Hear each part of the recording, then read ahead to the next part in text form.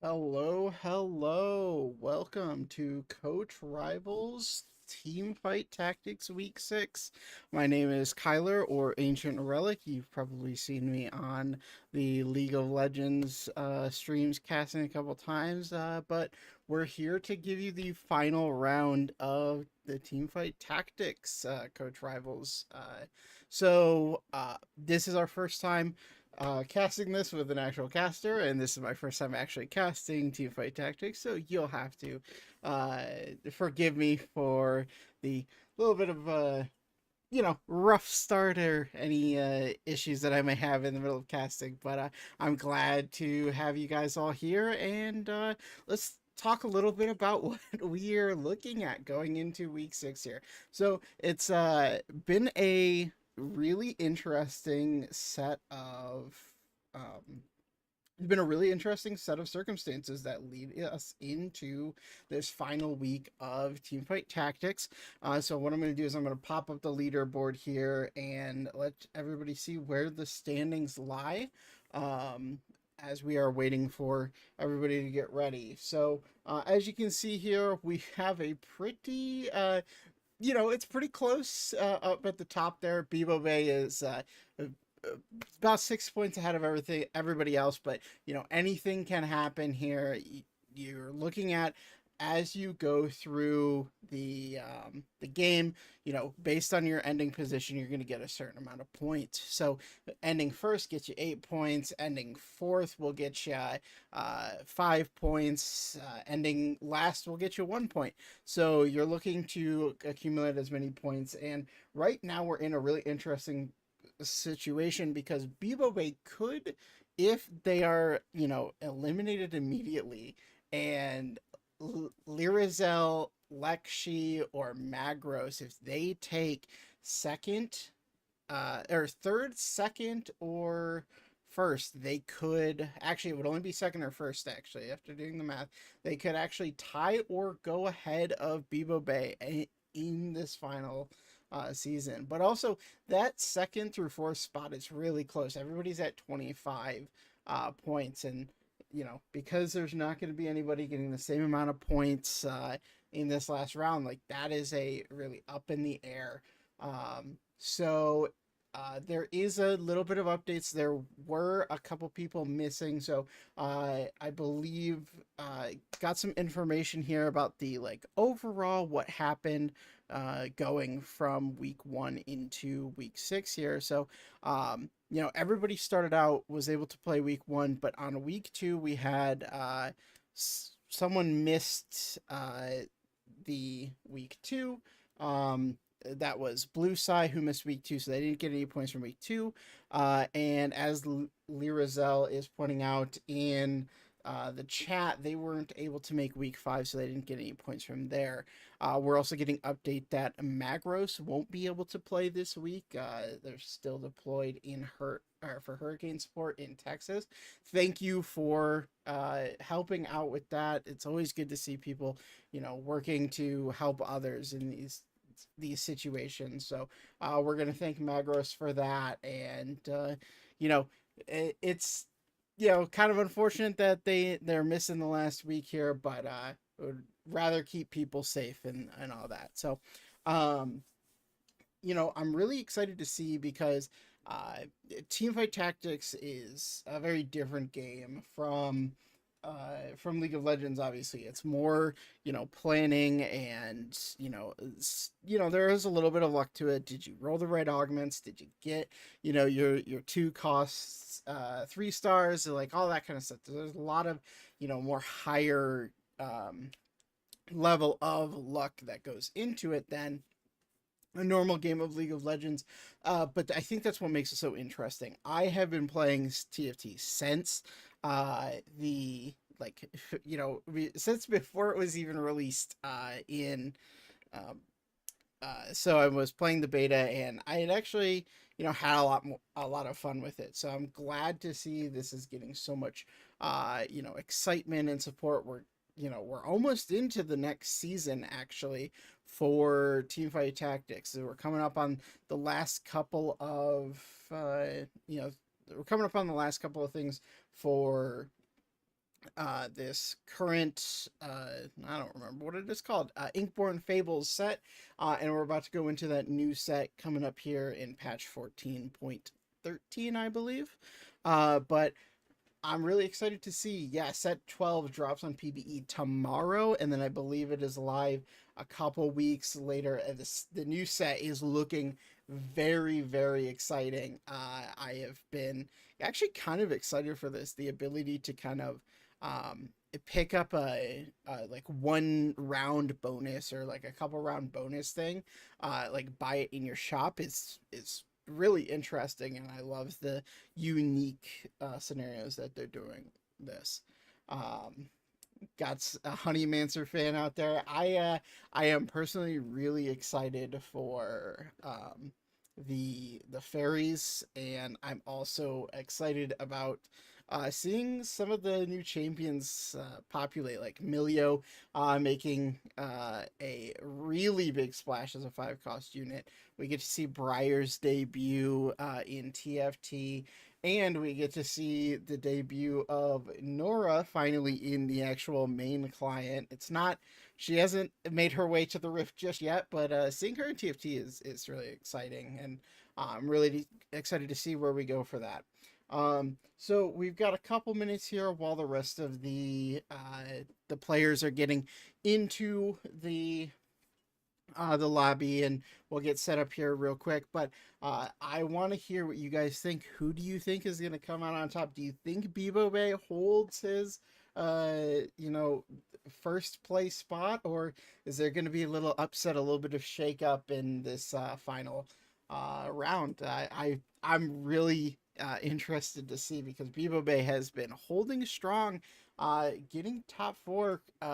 He got first in week 1, first in week 3, second in week 2, and then week 4 and 5 has been, you know, right at that 4th, 5th spot. So I'm excited to see how they play out this last round, and they're set up for success here. And there's really not much that they can do to falter unless they get, you know, a little unlucky or they make a slight misplay. But and also, you know, while we're waiting, I want to hear, how did you guys like Inkborn Fables as a set and as a whole? I thought it was really interesting. Wasn't my favorite set, but I do want to hear what you guys say. And like, if you get down into the comments, I will be watching chat and seeing what you guys say in there. So, so we're waiting on a couple more players here, and we will get into the game as soon as we can. We're going to have a little bit of a delay, obviously, but yeah, I am excited to see this last round of play. So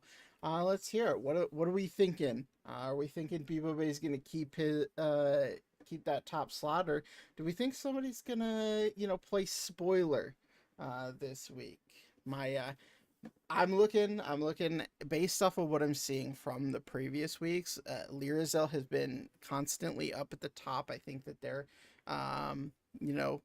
someone who is a force to be reckoned with. But, you know, anyone here can really, you know, play a little bit of a, you know, almost kingmaker in this kind of play. So Lyrazel, always good. Love to hear that.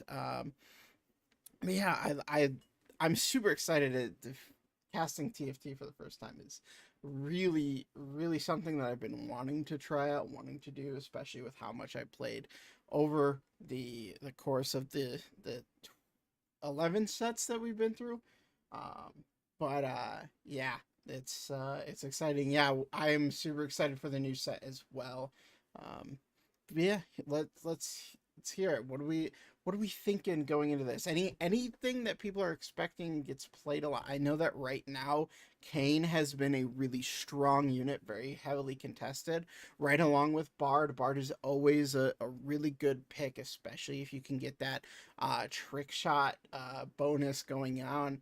But I also know that there's been a lot of play around some of these like 1-2 cost comps that play around like re-rolling for, you know, 3 or 4 3-stars in the early game, and you can kind of overwhelm your opponents in the early game, get yourself that really strong start, and then if you are a little bit behind in level, it doesn't matter as much because the power of your units is just so good that it just kind of holds up for everything there. I know that some of the focuses of those lower comps are like you're gonna have the sniper option with Kog'Maw and Caitlyn. I know that right now the faded combo with Ari and Darius and Yasuo has also been a pretty strong contender for like a really good early game comp. So, any thoughts going into this? It's kind of weird talking just to chat, so I'm always looking for you guys. I'm so used to having somebody cast with me. It's a new feeling here. But yeah, let's while we're getting into it, I'll pop up the leaderboard back up just so that people can see again where we're sitting going into this next into this final round here. Also, if you're one of the players, I know that Lyrazel has been in chat. Have you been finding any consistency with a certain comp, or whether it's in these games or if it's outside of these games? While you're doing practice and stuff, I'd love to hear it.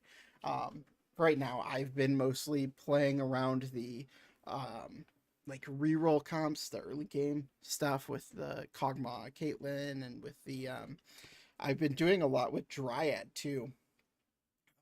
So I'm excited to see where these players kind of look to aim their sights and see where do you focus in on you know getting word that Mike can actually sneak into this game on his phone. Will be here a little bit after 5:30. I believe that is 5:30 Pacific time. And so we might be delaying for a couple minutes. If that's the case, I'll just throw up the be right back and music and let them get everything set up. But that would be awesome if Magros is able to play in this final week, getting in there and making sure that we can give everyone. I would love to go all in on Fortune for the last game. Give me Fortune 7. Oh man, Fortune 7 is quite a strong thing if you can get it. Looking like we might be playing a Pengu party for the final round here, which is actually really, really interesting. For those that don't know, Pengu party is kind of like, I would almost attribute it to like the compare it to like the for the silly game modes that you see on regular Rift. We are going to play Pengu Party, but we're going to pause the stream until 9 Eastern. Let's see.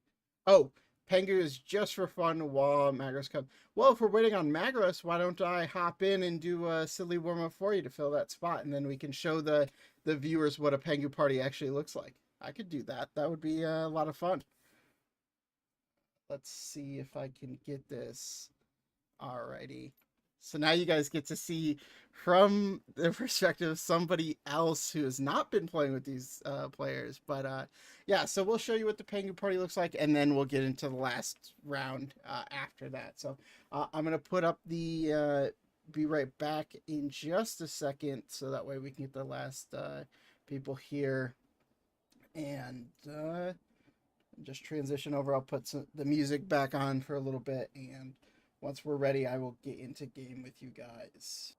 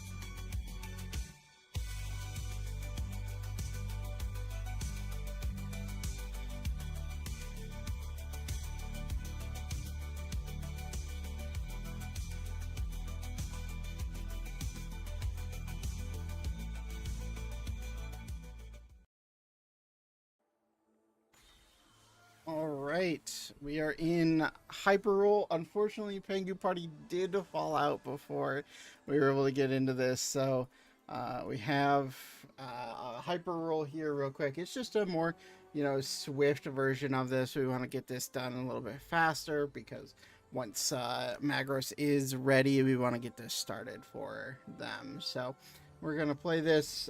Everybody's got 20 life. It's less health, but you're also getting a little bit less, you're not going to be hitting as hard and all that kind of stuff. So, oh my goodness. So if you are new to TFT, I can run you through what you're going to be expecting to see both through this and through the game. So you've got these units, and there's a set list of units every set that you kind of play with. You can set them on your board in whatever, whatever order you want to. So right now, I'm going to play this Malphite and this Kha'Zix. Hello, Lyrizel. Welcome to the board. But yeah, so, each of the champions has typically 2 or 3 traits that are, that they have with them, and you're trying to make up these sets of units that all have similar or, kind of working together with their traits here. So, I just picked up a Cho'Gath, and let's see, gain an emblem and a reforger, band of thieves. So these are augments. You get to pick these up. They give you little different buffs throughout the game. And you can also re-roll each of your augments. Let's see, what do I want? I think I kind of want silver ticket. I'm playing for my 1 cost units here, it looks like. So we're gonna look for.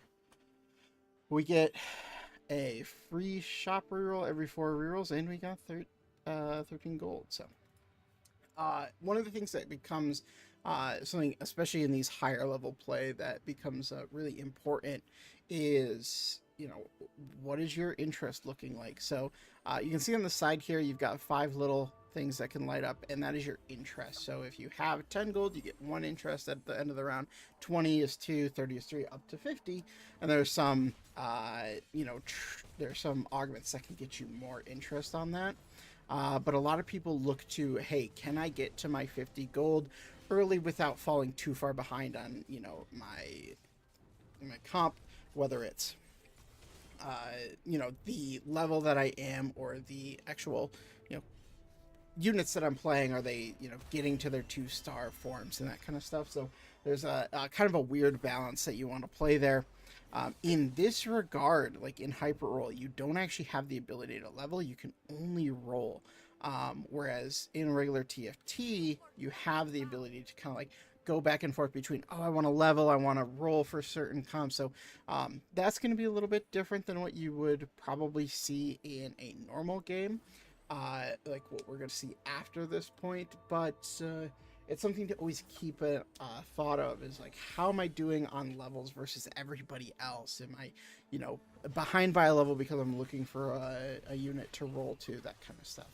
A lot of cerebral thinking, as they would put it, when it comes to TFT, and it's probably one of my favorite parts about it as a whole, is, what style am I playing versus how other people are playing, and can I make, is my version of playing gonna beat out their version? Lost by 1 there, not too bad. Not taking too much damage right now, so I feel pretty good about it. And then we've got our first encounter. So interesting for this set specifically, the mechanic that they released with this set is this encounters thing. So right now, Soraka is offering us a choice of support items. Well, I've got a lot of frontline here. I feel like Locket is probably pretty good. Let's see. I'm gonna start. Yeah, I think I'm gonna go Locket. Create some tankiness on my front line there. Alrighty, level 4. I'm almost level 5. As you go up in levels, not only can you put more units on your board for the team as a whole, but also you get better shops. So if you look right above the shop here, you've got different levels of these different percentages, and that's how much of a percentage you're going to find 1 star or 1 cost, 2 cost, 3 cost, and so on. So right now I have 55% chance of finding 1 cost. Pretty good actually for what I'm looking for, just based on wanting to do something more reroll related. But looks like I might be falling to Piper Maru here. Yeah, that's one thing. If you can't get through the tanks, their backline or their damage dealers are gonna just shred through you. So, oh my goodness, man! If I was looking to play Garen's, I would definitely be liking this shop. But I've hit level 5. I'm gonna put in another unit, and we're gonna do a little bit of rolling here. Ooh, there we go. Another one. We're looking to just get some 2-stars out there. We want to get some 2-stars. I just missed out, but that's fine. Yeah. We're going to have a decent amount of 2-stars coming in here. Oh my gosh, all the poros are coming and dancing on my board.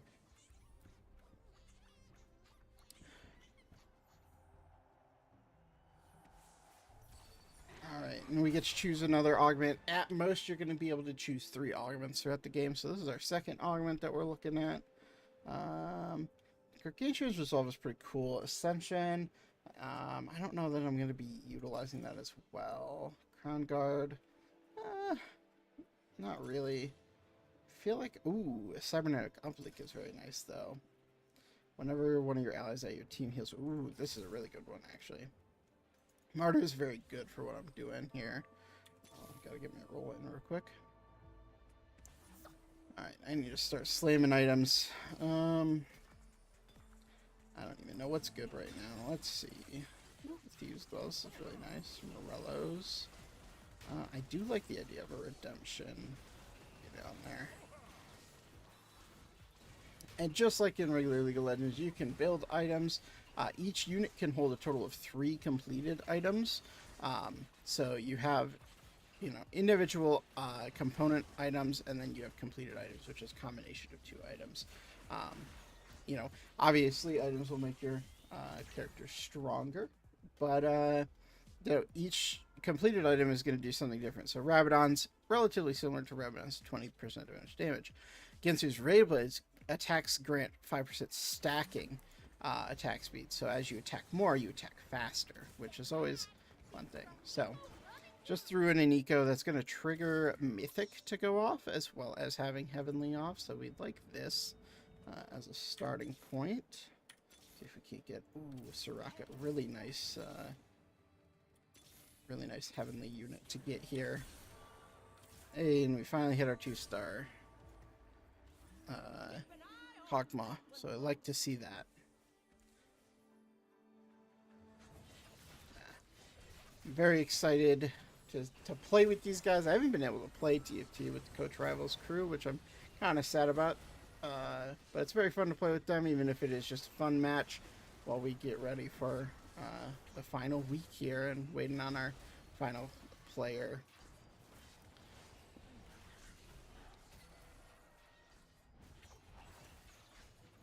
Oh man, we need to get through this tank so we can get onto Kindred. Alright, I think we're gonna be fine here. Yeah, it looks like we'll take the win on this one. Oh, now this is not something that I'm typically used to because I don't play a lot of Hyper Roll.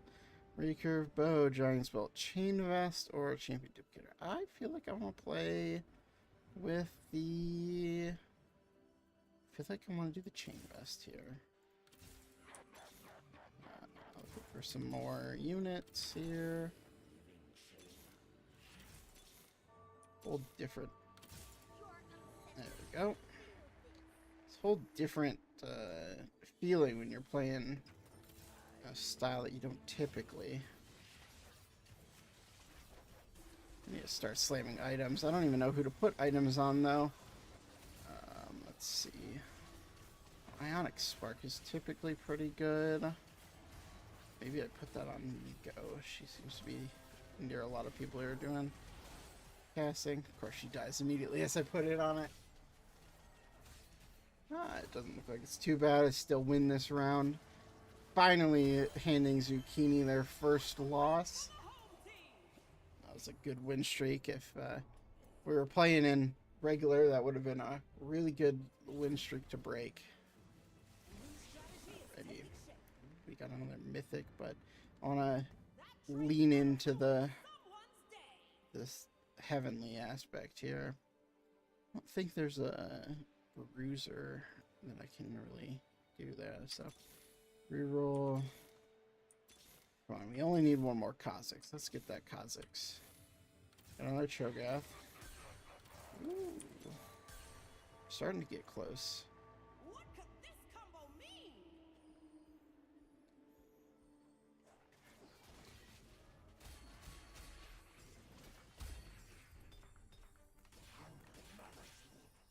Looks like I got a bunch more. Alright, this feels like a good place to really build up. Yon adds one offensive component. So again, we've got these different, set mechanics. This one is these encounters. So Yon is affecting. Oh no, I wasn't able to get the heavenly. I wanted to get that Wukong because he's heavenly and he would be a good cap off of this comp. Alrighty. Ooh, gain rid of 5 costs. Might be something. That's what I'm gonna do.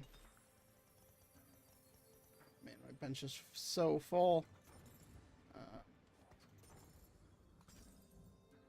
Oh, we did get it. We either got a heavenly or a duelist. Hey, look at that. I feel good about that. Getting a Wukong, very, very good. Very strong 5 costs to get. I feel like I want to make him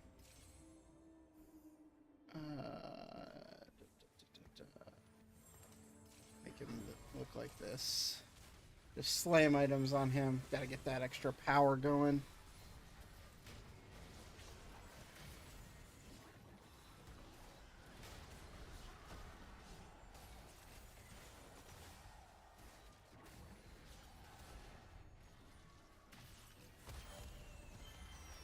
Heavenly is quite a strong.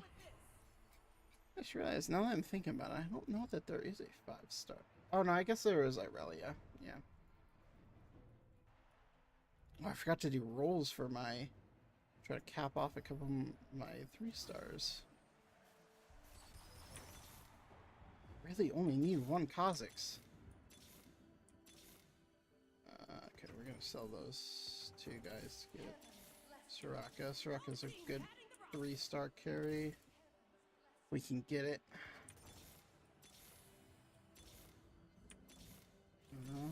Let's see. Oh, come on. We're so close. He's out here stealing all my heavenly units. There's Soraka. Feel good about that.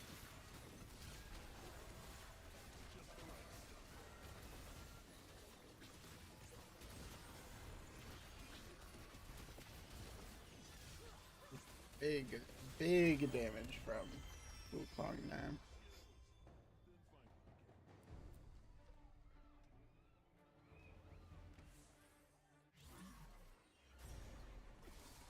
Hey, look at that. We got the 3-star. Alright, we just triggered 6 heavenly.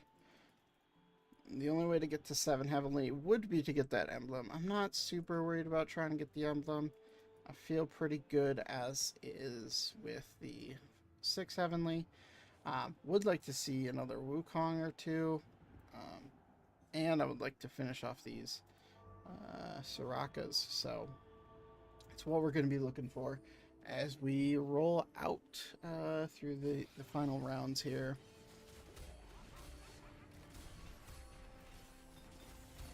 A lot of 3-star unit or a lot of 3-cost units, but no Sorakas. Very unfortunate. Alright, let's see what this item is.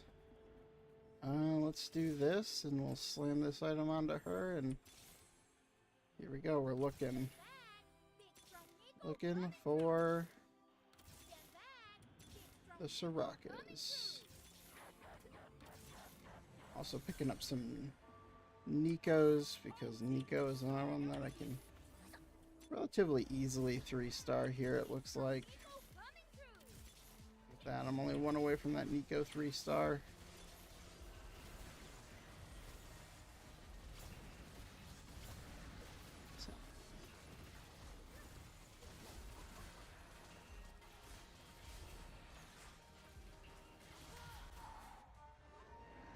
Get to do my little Yasuo kill animation here.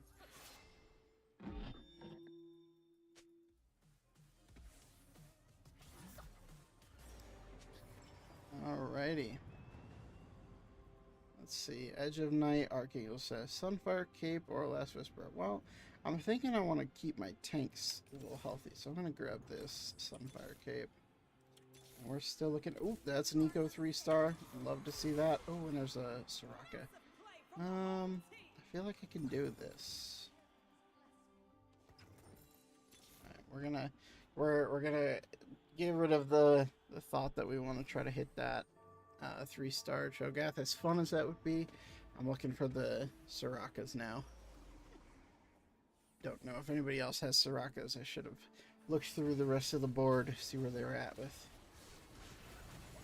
champions I'm looking for, but I don't know, I feel pretty good. That is a big Tibbers. Whoa. That doubles Titan's Resolve. Huge.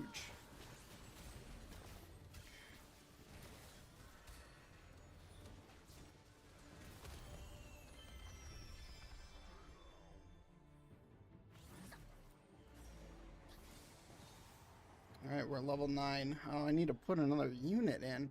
Alright, we'll put Zaya and Rakan in. Whoa! Oh my goodness. That is something you do not see every day. That is quite the impressive shop there. Oh, that's hilarious. 3 of the exact same 5-cost units in your shop. That is something else, I must say. Why not? Let's have some fun. A component anvil or gold? I would rather just take the gold at this point, honestly. Alright, let's see. What can we get here? Can we show... Oh, there's another Wukong. Come on. Another Zaya Rakan.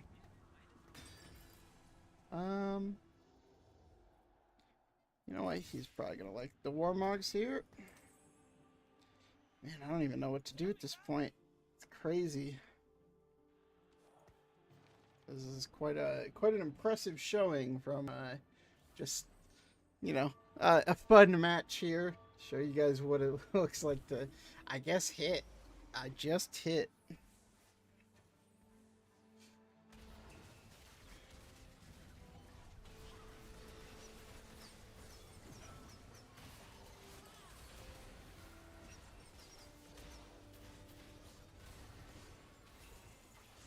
Oh, my Zaya, or my Rakan is dead. Oh no, they're tearing through.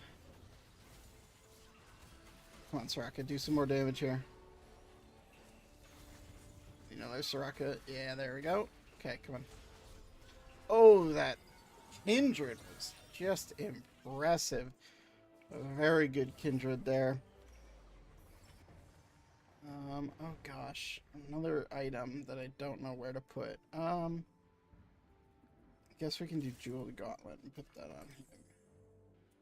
Alright, let's see. Can we find anything we're looking for here? Nope, does not look like it. Still 2 Sorakas off. Let's see. You have any Sorakas? Don't see any there. Don't see any Sorakas there, but you do have a Rakan, so there's no way I'm hitting 3-star Rakan, I don't think. You don't have any Sorakas. You don't have any Sorakas, so should be able to find the Sorakas. For those of you who don't know, there is a pool of each champion that you, you know, the entire board picks with and all that kind of stuff. So if it's not in your shop, you know, you always check to see, hey, where does my, you know, do my opponents possibly have this, you know, champion that I'm looking for? Sometimes they do, sometimes they don't. You're just getting unlucky. take another loss here, putting me at 2 health. Very close game as we come down to the last couple. Looks like everybody's going to be level 10 here. So we have room for another unit here. I got Dragonmancer. Might as well get the Dragonmancer off. And let's see, can we find these Sorakas? I'm not seeing them. I'm not ready to give up on the Rakan Zaya yet. It's gonna be soon, I think.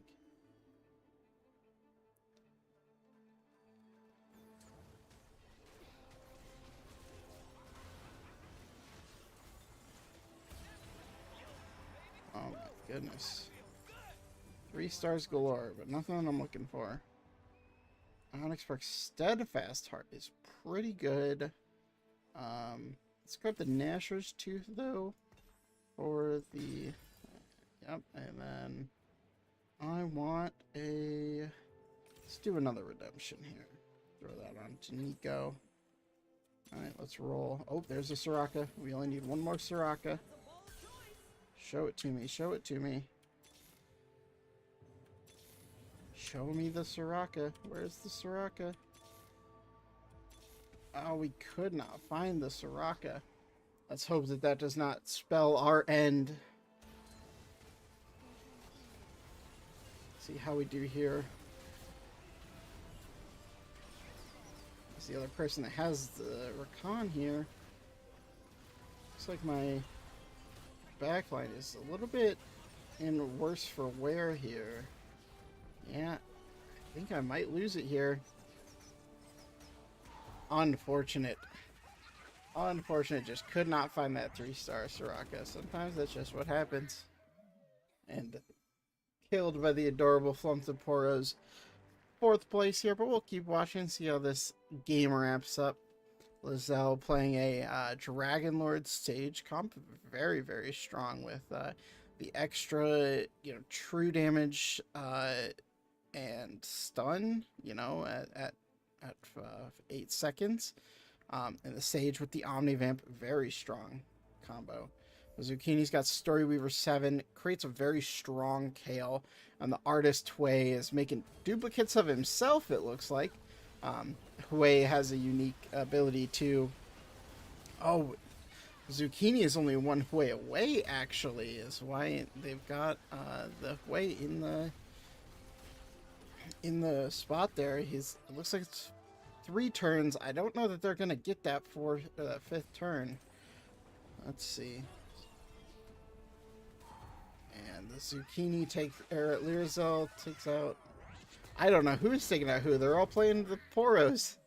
Lyrazel takes out Murmur 1. Alright. Zucchini's gotta hope that they can... Oh no, they did get it. I wonder, that is a 3-star 5-cost unit in the Hui. That's a very, very strong unit to be playing. Anything that is a 3-star 5-cost unit is... a lot of people just say that's an auto win there. You're gonna win if you have that, and we'll see if it gets Zucchini the win here. It's gonna wow, look at that, and it's an instant board wipe as soon as you get to that. The Jeweled Gauntlet definitely helping out on that. And especially with this Magic Wand, 18, all units gain 18 ability power. Hui, he's at 213 right now. Base 100 and then 113. You get 35 here, 18 from the thing, and 20 from each of these. And then on top of that, you're probably getting, some more from the Sage. So you're getting a lot of benefit here. And, there's really not much that Lyrasil can do in this situation.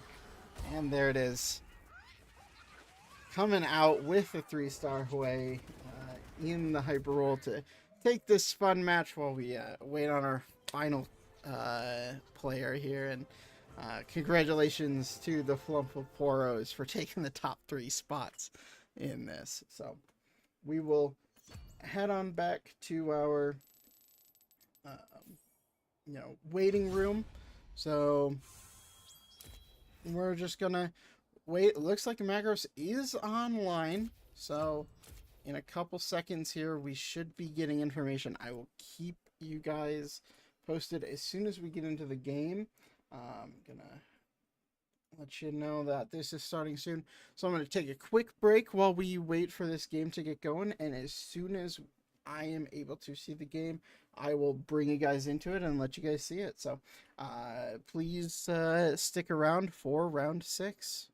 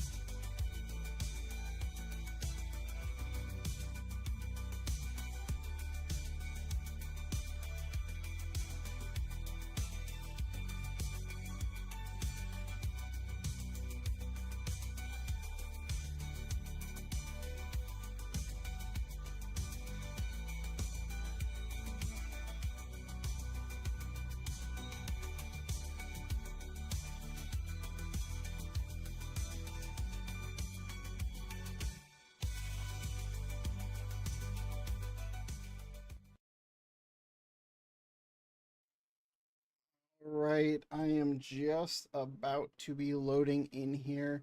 Once we have the load screen, I will take you through.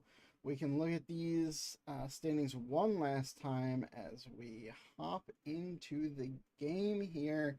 Again, Bibo Bay leading the pack with 31 points. Lirazel, Lexi, Magros, all three tied at 25. Piper Maru is in fifth with 21 points, Murmur 1 with 18, Blue Side with 17, and Zucchini running at the top with 16 points. But again, it is essentially anybody's game up in that top 4 if they can take out Bibo Bay in this early game and then go on to take second or first place. They should be able to overtake Bibo Bay. It's gonna be an interesting one, and I am excited to see it. Again, we got the 3 flow of the Poros, and that's always one of the things I enjoy looking over is like, what type of player are you based off of your, little legend that you're playing. We've got the cosplay Pengu, we've got the Chonk, we've got Lux and Tristana, and we got the Starmaw. While we're waiting to get loaded in here, you know, it's gonna be a fun last round here. We're doing this. It's a competition, but it's a friendly competition. So I give uh, just to give a little bit of fun to it. Just here to watch Danielle kick names. Well, we'll see. Piper Maru has been looking to kind of play spoiler, try to climb up in the ranks a little bit, and have a good last round here. um, it is the last round again, and we got the spectator data issue. Give us 1 sec as we reconnect back into this game. Just 1 second. Hopefully this will work for us so that way we can see this Love seeing the support for, fellow players. A lot of these players are also playing in the League of Legends tournament for Coach Rivals. And here we go, getting in the game. And instead of getting portals, we're starting off with a encounter. Lilia moves the augments to rain around. So typically your first augments comes uh, at 1-3, like at the right before, or actually it's technically 2-1 right before they start PvP. But Lilia's moving everything around. This is a free for all. Everybody is on their own thing. So, you know, this first round, you can you can't really do anything with the information of like, hey, what did people get as their first unit? Well, what you can get information is, what do they pick up? Is that going to, kind of convince them to go one way or another? Are you going to see somebody, just sell all the units and just try to make that next level of thing? And at the bottom here, we see a couple different styles of play. Like I was talking about, some people, they like to go for their early game, um, you know, early game carries. Piper Maru picks up an early 2-star in the Rek'Sai, which is always good. Always good to have an early 2-star. But it's also good to have some like early 3-cost units that are really good, or really synergistic. Uh, we see Lexi here going with Umbral. They got the 2-star Darius, and they did pick up an early Alune here. They sell everything. They're gonna put the Kabuko in here. I've got another one on the bench. I don't know if they're gonna pick that up. Zucchini. This is exactly what I'm talking about. You're gonna see people that are gonna play for this early game. Just try to get as much interest. And if they are gonna stick with this Kabuko, it's really good to get like that interest off early, because his ability, his passive, is he gets more health based off of having more, based off of how much money you make in interest. But also, even having that early interest is super important. And with these, with all of the augments being moved around, you're gonna see it changes the way people play. It changes the way people interact with with their gold, with their income, with what units they're picking up, choosing to pick up.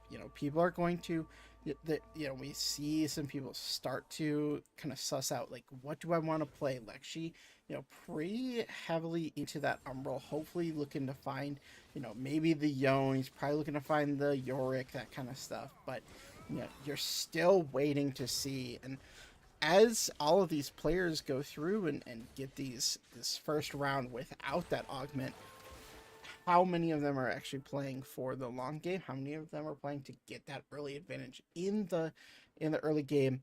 Zucchini clearly biding their time, going to play a little bit slower, try to get that Kabuko leveled up with his passive ability, and we'll see what that does for them overall.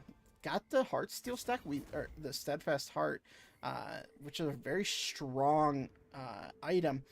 You get to take less damage, so it's going to keep Kabuko healthier for longer. But without it being 2-star and without the third fortune, you're kind of losing out on some of the extra money that you can get from early game by playing fortune, which is one of the things that Kabuko is really well known for. We see Lyrazel stacking Mythic early here. It's really good to get Mythic going off early, because you get extra bonuses for each round of each PvP round that your Mythic unit plays. So having that as an early, having that early is going to help them get to their power spikes earlier, and we like to see that, especially if they are looking to play the Bard as the focus. The Bard and the Tom Kench, they're gonna want to see that Tom Kench early too. So those are the two things that they will be looking for if they are continuing to play Mythic. I'm trying to see, like, is anybody trying to contest some stuff? I'm not seeing a ton of contest on the Umbral here. Oh, Lexi has Umbral, and so does Magros, so they're both going to be playing Umbral. Magros does have the Yone, but it still has a little bit of, just kind of can play anything. They're playing around having a full bench. They can do that. Bebo Bay playing Duelist and Behemoth, a really strong combo because your Behemoths can take a lot of damage while your Duelists just stack up that attack speed and get to a point where they're going to shred through any enemy front lines, and hopefully they get into the back line pretty early. On this fight between Piper Marrow and Bebo Bay, you're seeing, that strength of having the Behemoth with the extra tank stats. Shen is a really strong unit, helps you survive a little bit longer with that front line. So, love to see that. Alrighty. So, we're about to head into our first carousel. So, in the middle of every stage, you're going to get to a carousel. And essentially, the people who are lowest on the leaderboard get to pick first. So they get the first pick of these units, and each unit comes with at least one item. Right now, it's just going to be one component, and you see that we only have units 1 cost, 2 cost, and 3 cost. You can tell based on little circles underneath what color they're in. But what a lot of people typically go for on carousels is the item. Is the item that you're taking important? Are you looking for something to grab because you need a bow to put Ginsu's onto your bard, or do you need another giant's belt to make a Warmogs for your front line? So blue side just hit Fortune. Looks like their Fortune payoff is going to be in 6-player combat, so they're looking to lose all 6 of those. Hopefully not by a ton. You don't want to be losing a lot of health. You do lose less health in the early game, but and it looks like Zucchini also hit their Fortune. It looks like their payout is going to be in 3 rounds. So we'll see how each of those players play as we get closer to their payouts. Payout, when you get to it, you have the opportunity to either keep going and push your luck, or to cash out right then and there. And it looks like Zucchini might actually be taking a win on their first round. Oh, maybe. Yep, they are going to take that first win. So they don't get any luck. They don't benefit their golden tree at all right now. But let's see how blue side did with theirs. And here we go. We get to see the first augments finally being taken. So like we were talking about, you've got different augments that can do a lot of different things, and you can re-roll them. What a lot of people will do is they'll have 1 or 2 components or augments that they really want, and if they re-roll into something better, then they'll re-roll the rest of them just to make sure. You want to try to pick something. So Magros is taking Built Different, which means his units with no active traits, so nothing that is currently active, will get a huge bonus. So right now, his Story Weavers and his Umbrals won't actually get a bonus, but it looks like he's changing up a little bit. So we'll have to see how he plays that Built Different. Bebo Bay taking 2 healthy, 90 health for each unique 2-cost champion. A lot of 2-cost champions, so it's a pretty decent option to choose here. I don't know why it's giving me the option to choose the thing. Blue side shows Epoch, or Epic. Epic, really nice. You get extra EXP, and you get some extra rerolls at the start of every stage. So it can help kind of catch you up if you aren't, too far ahead, or if you kind of fall behind in your EXP. For Lexi, what do we got here? It's not going to let me choose. All right. Lexi's got 2 most candy. Their rerolls start at 0 gold, and every 6 rerolls, that cost goes up by 1, but it resets at the start of each stage. If you're looking to play a reroll comp, that is one of the best, if not the best augment to get for gold augment. So, love to see that for them. Looks like they're going to be utilizing that as much as possible.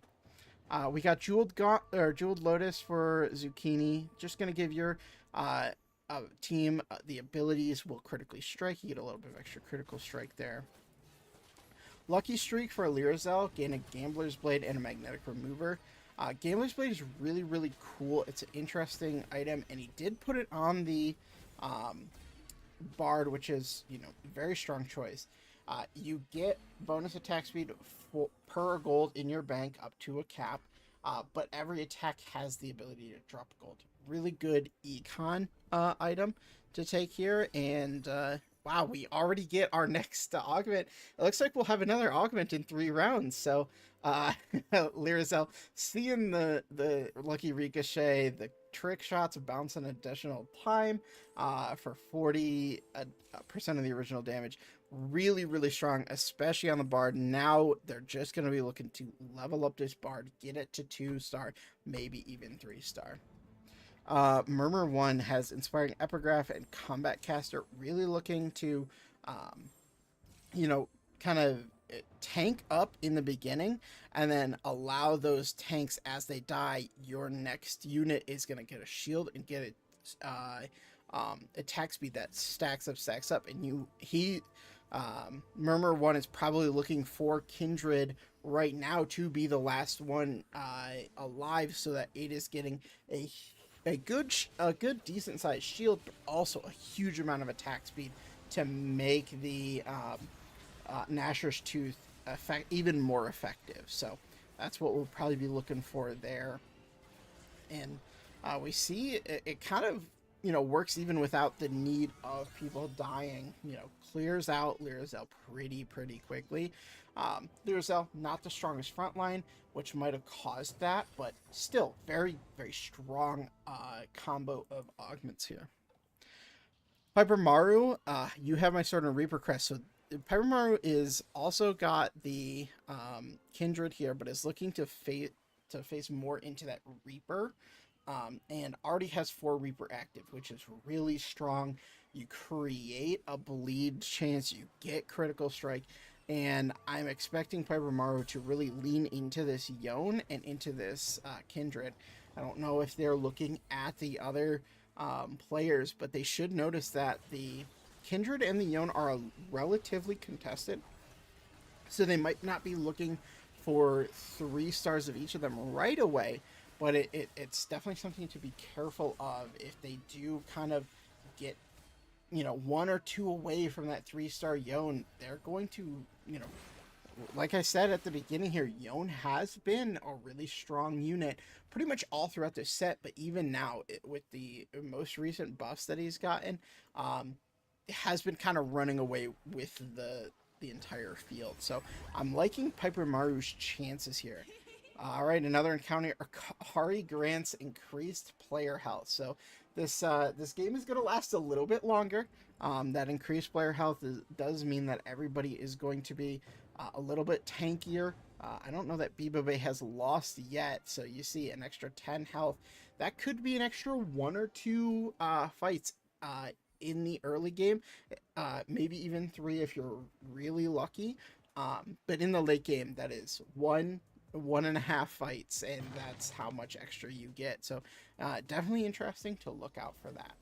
Bibobe still at 110 health, like we were saying, but also, that 2 healthy looks like it's been paying off quite a bit because of how many 2-cost units that they have, but also the portable forge. The Ornn artifacts in this game are really strong. If you look at what Janna has here, the mittens shrinks the holder, granting them increased movement speed, 20% damage, and immunity to chill. It doesn't seem like a lot right now for the Janna, but having something in the late game that can do, all of this, all of these effects that kind of keep them alive, keep them tanky, it's helpful, especially if you're, 1 or 2 units away from getting a kill. And here we're into another carousel. Lyrizel and Zucchini got their first pick. You've got a chain or a Giant's Belt on a Nautilus, and I didn't see what Lyrizel picked up. I do see that it is a thing. It's a Soraka with a rod. And now we know Lyrizel was gonna go for the trick shot. So as we get back into it, ooh, and Pandora's items. I am always a fan of Pandora's items, but it looks like they're gonna go balance budget. Also a very good choice. Gets you a little bit of extra econ at the start of your next 4 rounds, and that's always helpful to keep you relatively healthy there. But you see they did finish up the Ginsu's Rageblade on the Bard. Now they're just looking to 2-star it. They have not seen anything other than this first Bard, so I'm really interested to see We got Gargantuan Resolve. We love the increased Titans Resolve, especially on the Yone for Murmur 1. So they're going to like that. They're also building into this Reaper. So Murmur 1 and Piper Maru are kind of fighting for those Reapers. And Piper Maru, interesting, they have a Yone and a Kindred in the shop, but have not picked up on it. I believe they've locked their store offerings. They're keeping their 50 gold. And they will be picking those two up. So kind of get a interesting like first shot into how these two match up against each other. And you can just see Piper Maru with the Titans Resolve on the Yone, and with that 4 Reaper, puts them ahead of Murmur 1.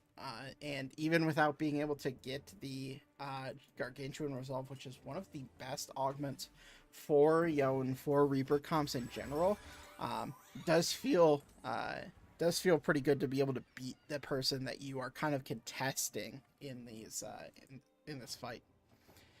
Let's see how Magros is doing with this build different. They also got Slamming and Ascension, which very fun.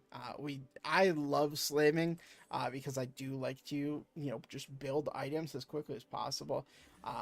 But yeah, no, it's really good. And then the Ascension, if their frontline can tank for long enough, that Ascension with that bonus 50% damage could make all the difference. And we'll see if it does against Piper Maru, who we just saw beat the other Slayer player. This Yone is going pretty well, but he does fall. I don't think that it matters, though. It looks like Piper Maru still has the damage to get through. And wow, I didn't even see the blacksmith's gloves on the ribbon. This was actually a really interesting pull on those gloves with the Deathfire Grasp and the Diamond Hands. Unfortunately, they didn't get the Diamond Hands to pop for the 1 gold, but I don't think they really need it right now. They are at the 50 gold, and it looks like they're doing just fine on econ and everything. So as we go into this next phase, we've already looked at Piper Maru. We're looking at Magros. Let's see how Bebo is doing. Finally lost a little bit of health. Finally took a loss here. They're playing Arcanus, Behemoth, Ghostly, and Warden. I'm trying to see what they might be going into. It might be something where they're actually planning on like going for a 5 cost units, where they're just you're putting together a relatively good core of 3 cost units. Get some 2 stars of your 3 cost units, and then you build out. And look at that, they just hit another Alawi. Wow, they're just taking a lot of these really good increases in quality. Actually, now that I think about it, because they're using 2 healthy, they might not be going for 5 cost units right now. They might just be fine with what they've got. I'm still interested in why the mittens on the Janna, but it might be worth it for them to just have that on the last person who's going to be in the fight, especially with that Ginsu's. So we'll see how it does against Piper Maru, and it looks like it's doing pretty well. The tanks are not falling as quickly as Piper Maru's front line, so works really, really well here. Is able to pick up the win against the Reaper player, who has been kind of building up a decent win streak, and they keep themselves above that 100 health.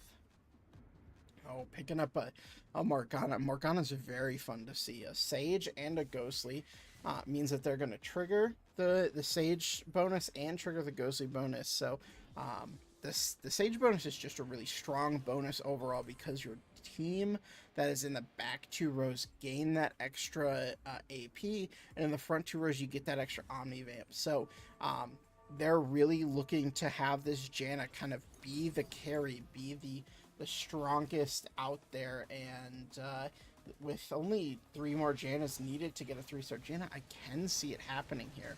So going up against Murmur 1. So and now that they also have the Dragon Mancer buff, that's also really strong for them. Dragon Lord does give them bonus attack speed for the rest of combat after the after the big AoE hits, and Janna, with how he's building the Janna, looks like it's gonna really benefit from that. Now I understand why the mittens were chosen. Very smart play from Bebo Bay here. Alrighty, so let's see how our blue side on the fortune is going. So right now their estimated gold value on the fortune is 11 gold. They have one more player comment until they get their rewards. They're hoping to lose this player comment, maybe cash out. Well, they just leveled to 8, so maybe they're just looking to win. You'll lose about 1 gold worth of value. So we'll see what we've got here. You know, I think that this is going to be a relatively close one, actually. Oh man, the Annie, I didn't realize the Annie was 2-star, and so it's not going to be as close as I originally expected it to be. I think they're just going to kind of sweep this away, and it's entirely possible that they had already gotten the cash out that they were looking for, so it didn't matter as much to win that one right before the last before their cash out there. Another carousel here. Zucchini picking up the set 5-star with the thieves gloves, or sorry, the crit gloves. Magros picking up Kai'Sa with Giant's belt. Blue side picking up the Zyra Khan with Giant's belt, and looks like the last thing that we're gonna have here might just be, yep, Bebo Bay is picking up another tier. Alrighty.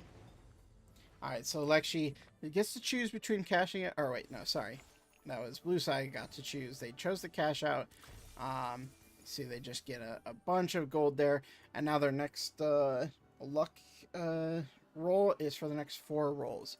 I don't think if they're super worried about losing or about winning. They seem to be in a really good position. But we'll see how it goes for them. Alrighty. Alright, Lexi here with the... he picked up an Udyr while we weren't looking. But what's really impressive is to see this Elune with just really good items. And it's only 2 away from a 3-star Elune, which that could spell a really good, top 4 confirm for them. Let's see if they keep pushing forward. They fall to Magros with the Zaya and... the Kai'Sa 2-star and the Kayn 2-star. Magros with a lot of 4-cost units there. Looking really good. And we got our third encounter. Anytime you bench a unit, Malphite knocks their items off. So if Lexi was to take their Darius and drop them onto the bench, all of the blacksmith's gloves would fall off and they could put it on somebody else. Alright, Lyrazel finally got the 2-star Bard and has another 2-star Bard on the bench, so maybe looking to still get to that 3-star Bard. I don't know if that is how that works, but essentially the passive on set is that he benches the units that are right next to him at the beginning of the combat phase, and he gets a bonus based off of every 1,000 health that he bench presses. So he gets a pretty good chunk of stats, especially when this if this Tahm Kench gets the 3-star unit, or gets to be a 3-star, and you have a lot of health items on him, he can become a massive damage buff for the set. So, but Lyrazel gets the win with the Bard being a very strong unit for them. Another Tahm Kench picked up. And another Tahm Kench, so they are now 3 units away from having a 3-star Bard and a 3-star Tahm Kench each. So very, very important pickups for them to try to find. Murder 1 has finally hit the 4 Reaper with picking up the Kayn. A little bit farther behind, but that's just how the nature of not getting the emblem. But they're picking up a third Ornn here, which is going to give them a 2-star Ornn. Can create a lot of items, especially if they kind of keep that Ornn alive for a long period of time. He can distribute items amongst all the other members of the team, and he's run. Maybe he can find the last Shen. Maybe that's what he's looking for. Oh, very close call. No, not going to pick up that last Shen, but does see the Galio, so he's going to lock the shop for sure. All right, let's see. Can he live through Magros' 4-cost units? It looks like pretty much everything on their board is 4-cost unit. And this is what Magros was really kind of going for.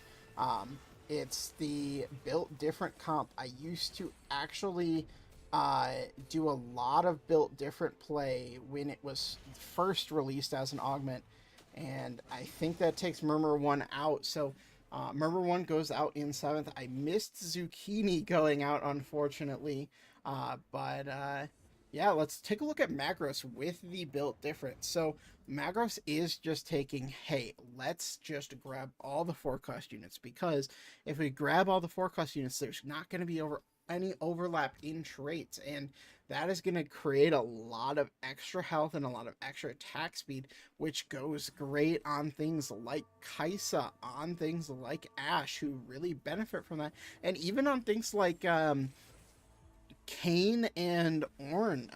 Being able to just, attack more often means you get to your cast more often, and that's exactly what you want your front line to do.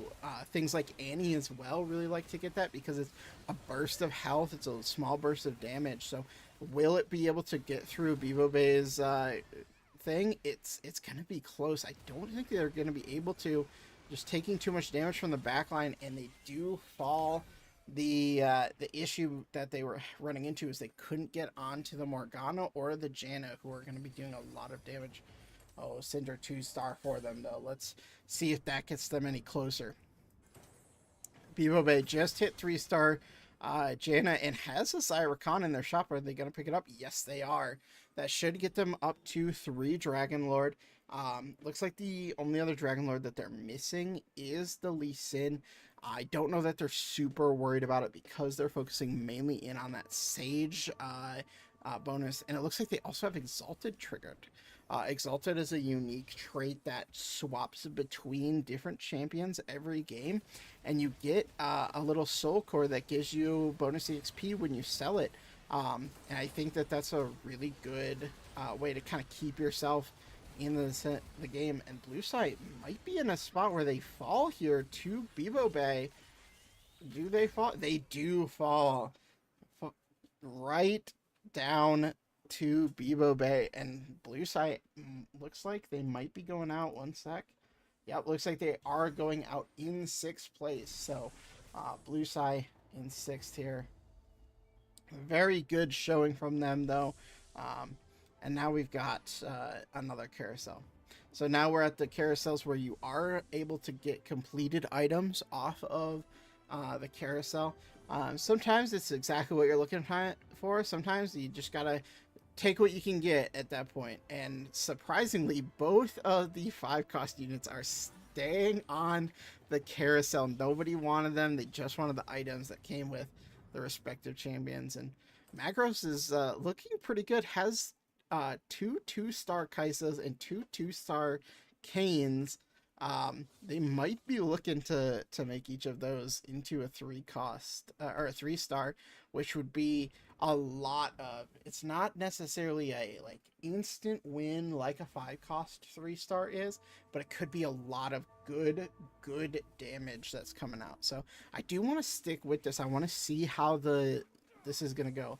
Oh, they're going up against Lirza, who still is waiting on that 3-star Bard, but the Bard is still in a really strong spot, so I wouldn't be surprised if this was a lot closer of a matchup than you might think. Especially, Bard is just able to go off because they can't get into the backline onto him.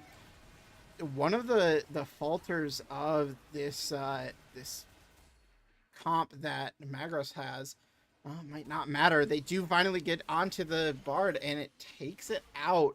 One of the issues that you find with the built different comp is things like Kaisa, who really rely on the trick shot to be able to push their damage through to the backline with that trick shot damage. Doesn't get to see that, so it creates a really tough balance that you gotta match. And if you don't, if you can't shred through the front line like Magros was just able to do barely against the Lyrazel's Bard, it can be a little rough, but it's just sometimes what happens. Magros and Bibo Bay. This is the one that I'm the most interested in. Bibo Bay, still with 103 health, has only lost that one time.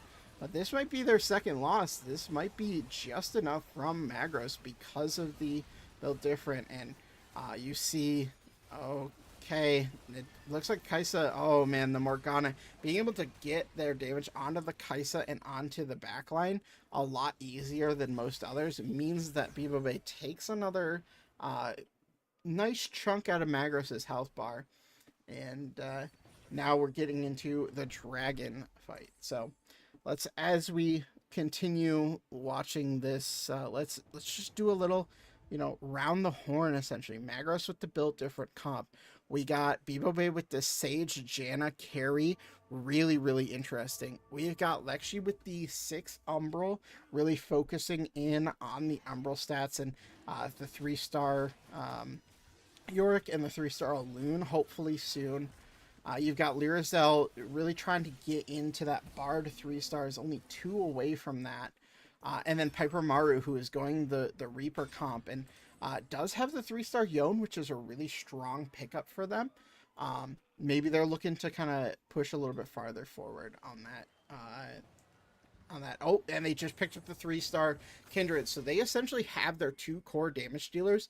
Now they're just looking probably for that 3rd Silas, and there it is. That is about as good as this comp is going to look. You can go to 8, you can put in maybe a Heavenly, you can maybe put in I would probably say you put in a Heavenly Behemoth, and then you put in another Behemoth to like kind of make your front line a little bit tankier while the Yone is in the back line. And you can kind of see, even with the Yone taking so much damage, the ability to heal up with the Bloodthirster and the like damage reduction you get out of Titan's Resolve does allow him to take out Bibo Bay. And you see that Kindred nearly untouched.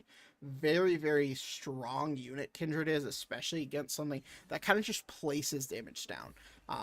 Oh, there's a Wukong. That might be a good thing to kind of splash in.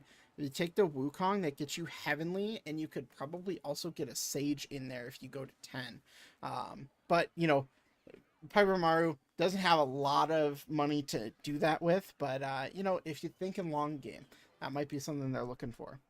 I didn't realize Magros and Lyrazel both going out in that round because we were watching the Piper Maru Bibo Bay fight.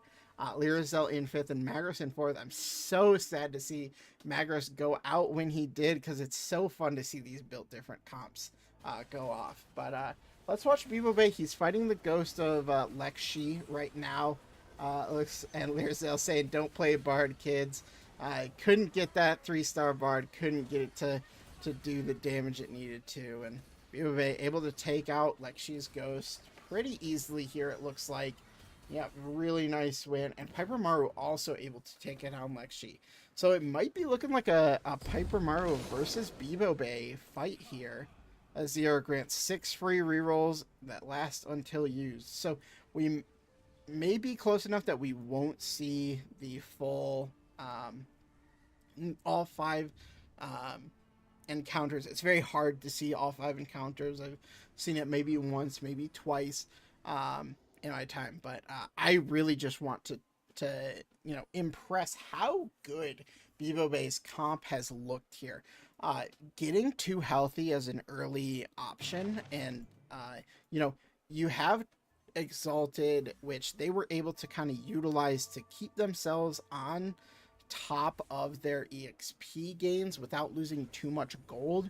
Really nice to see Piper Maru able to complete the almost perfect Reaper comp relatively early. We'd love to see that come through, and it could help them take out Bibo Bay for sure.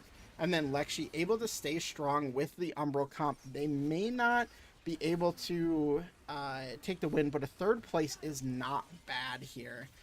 Yep, and there they go, down in third place. So it is between Bebo Bay and Piper Maru. It looks very scary if you're Piper Maru from 25 health, going up against that 89 health Bebo Bay. But I do know that, like, if you can beat him once, you can beat him the 7 times you need to beat him to win here. So Piper Maru is going to be looking for anything that they can do to keep their comp moving in a direction. You know, you have to keep up with Bebo Bay being, like, it looks like he's might be trying to go to level 10. So you have to kill him very fast, or his level 10 might be what, you know, pushes him over the line, pushes him over to that, you know, where he's unbeatable. We won't know until we get a little bit farther here. I am very interested.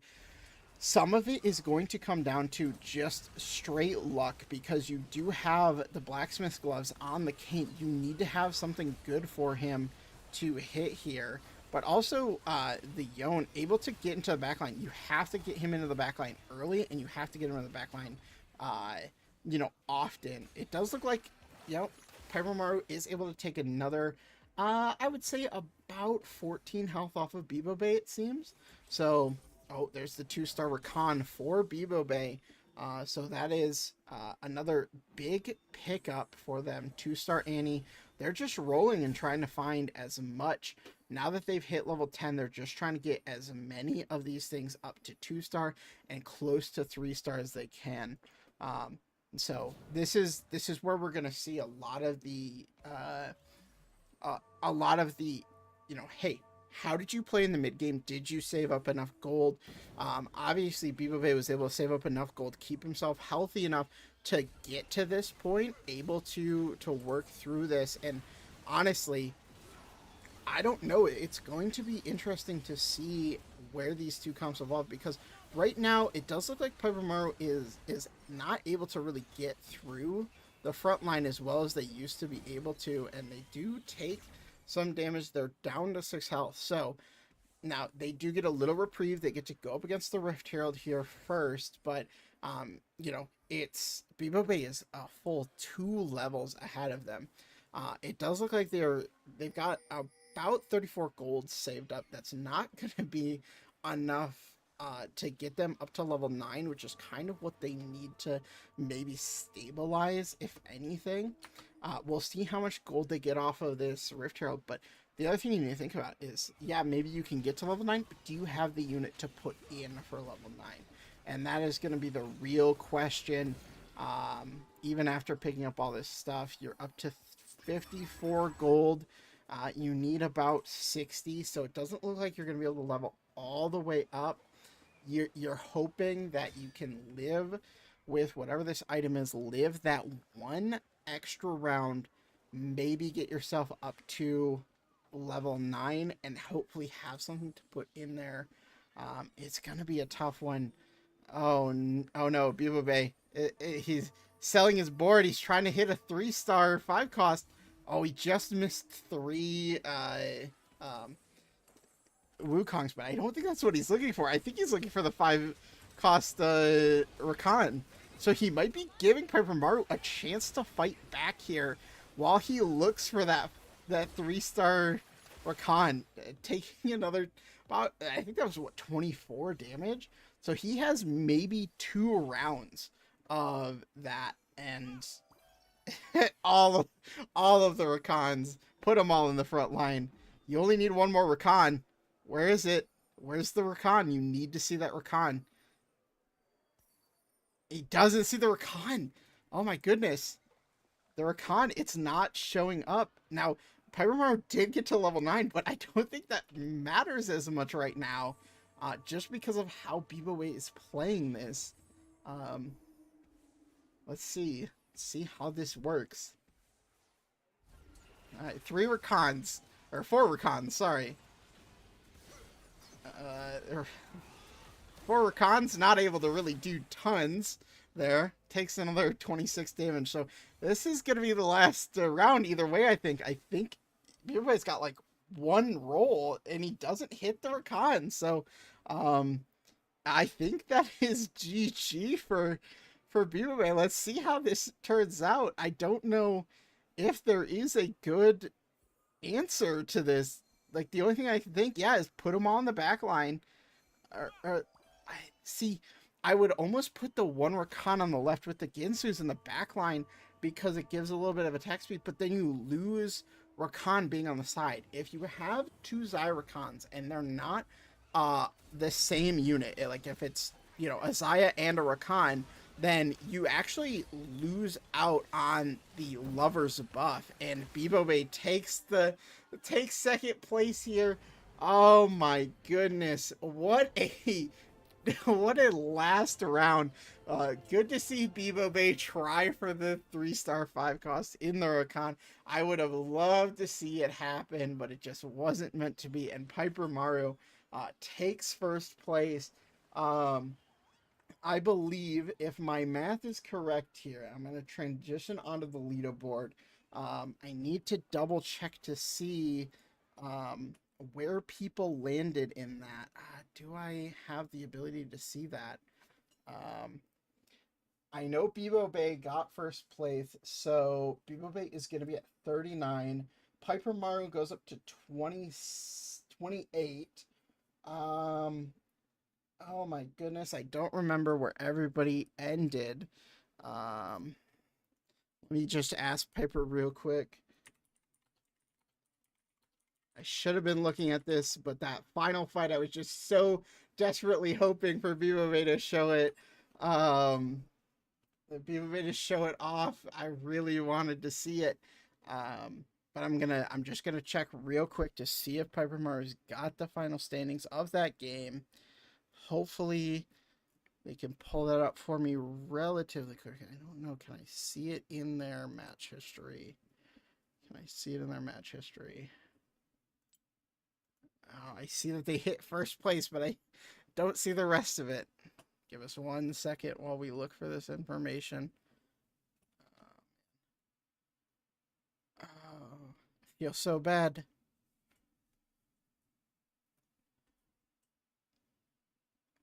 Thank you, Murmur. Thank you for letting me cast this. It was a lot of fun. I just want to, if I can, get final standings for people, just so that everybody knows how this season ended before we head off of the stream here. There's got to be a way that I can pull this up. I'm just vamping. I'm sorry. Let's see.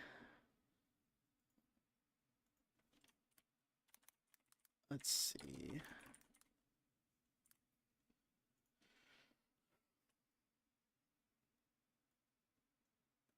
Oh wait, whoops.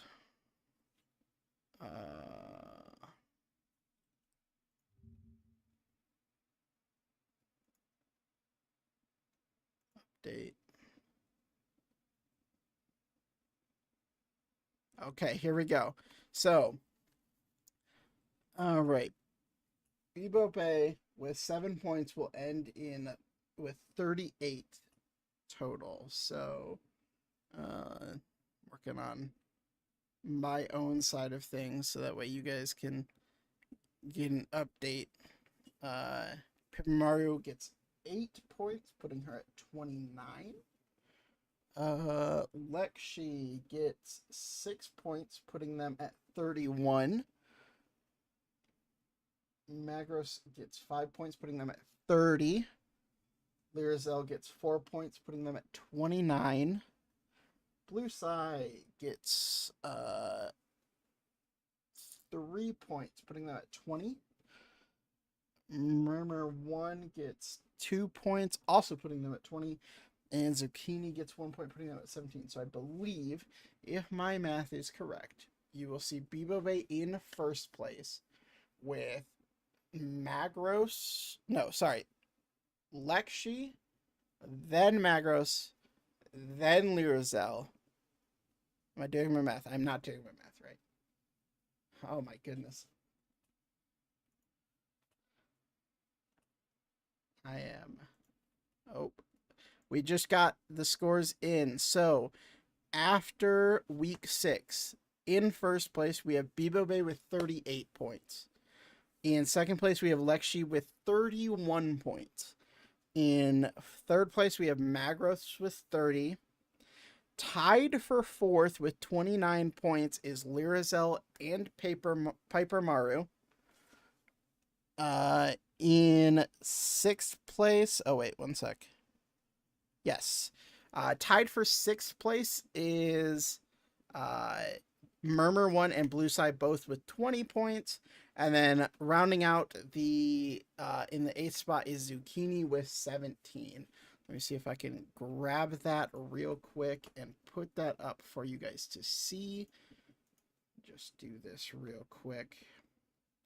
Yep, we got the new spreadsheet. I'm hopefully pulling it up here. Just add it to my thing here.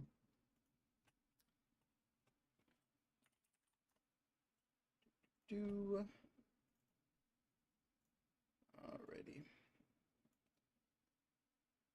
Alright, so I'm going to put this up here and transition.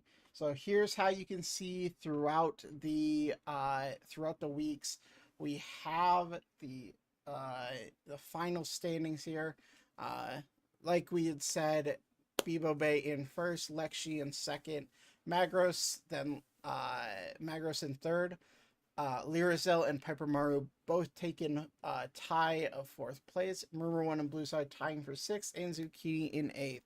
So thank you guys for letting me cast. Thanks for watching. I apologize for, this being my first time, but I had a lot of fun. I hope you guys had a lot of fun, and please stick around because, not stick around tonight, but keep your eyes on the Coach Rivals Twitter, Twitch, and YouTube, as this Thursday we have the playoffs of both Legends and Champs tier for the finals. So thanks for joining us, and I will have us go on out of here with the ending here. So have a good rest of your guys' night, and enjoy.